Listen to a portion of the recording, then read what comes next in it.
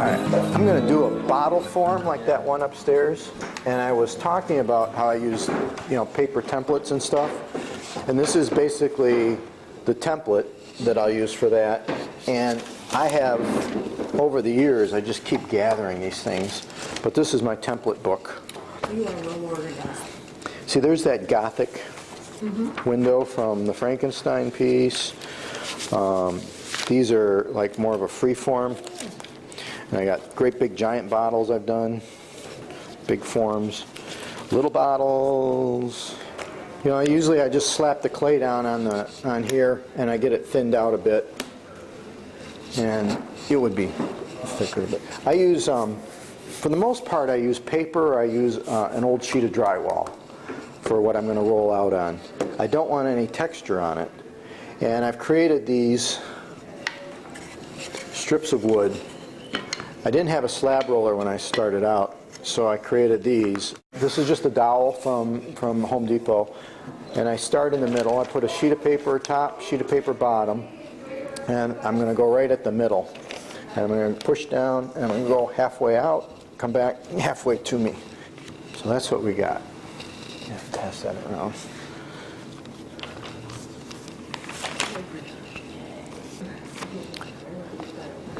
I know, but it'd be kind of cool to put all our fingerprints in there. We're going to concentrate on the bottle form, and then I'm going to do the neck last. I do the neck last because I hate doing the necks. Now this thing, it shoots out, so I'm going to cover it up a little bit like that. And I use a toothbrush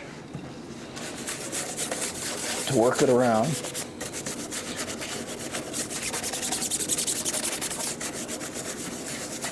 And this is a broken printing plate. There's a couple pieces missing, so I'd always have to hand draw parts of it. I think that's actually enough. So I'm going to go ahead and put her right there. I'm just sort of eyeballing this. Give me one more good one. Sometimes I use the roller.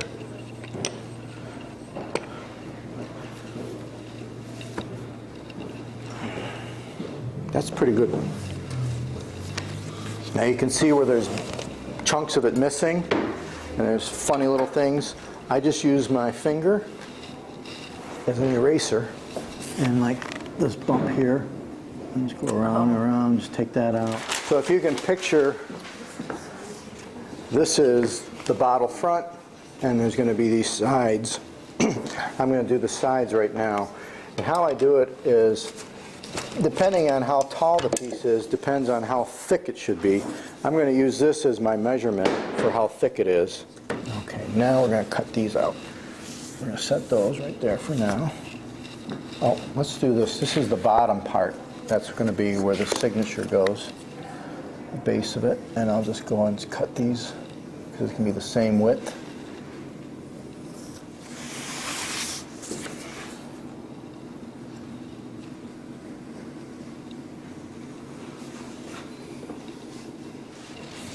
So I take these and I lay them like that so that they will start to dry in the final shape.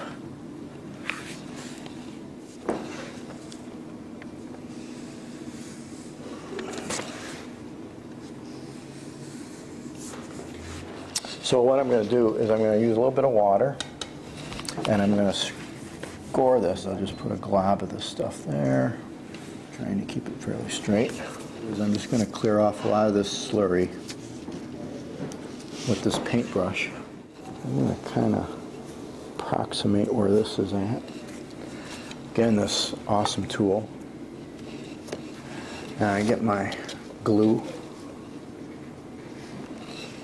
I put a lot on.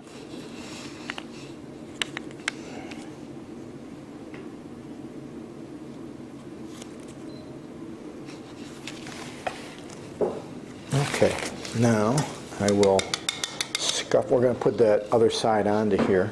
So I'm going to scuff all this stuff up. This is for all the marbles now.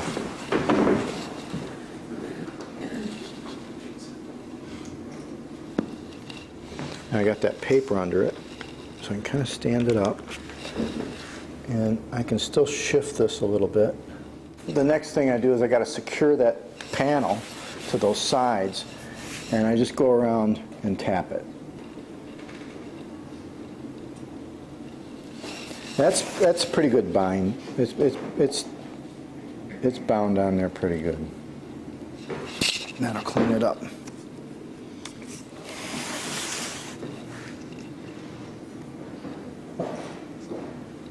And I'm just going to cut like a little tiny hole. But then I'm going to blow into it. And it's thin enough, I'll do it this way, it's thin enough that you can see it expand.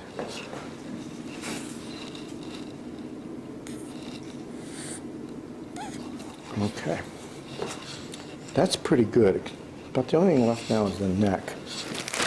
After I've made it, I'll put it in this. And it creates kind of a little terrarium, you know, it's like a little moisture barrier. Move it a little bit, and I rock it. And again, I just glop this thing up with just a ton of this stuff. Same thing here. I clean it all up. When that's totally bone dry, I'll put it in a kiln and I fire to 06 for bisque. Most of my work is 06 glazes or raku glazes, and those all go to 06 again. So whatever its size it comes out at the kiln, it's that's the size it'll be when it's finally fired.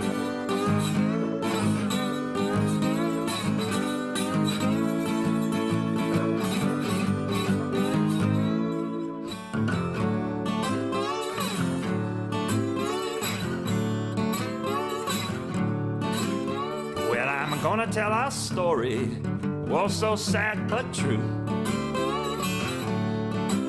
It's a story about life. You think by now I might have learned what to do. But I missed the bus, I missed the plane, I missed the boat, I missed the train, I missed the cab, I missed my walking shoes. It's the story of my life, and I lose.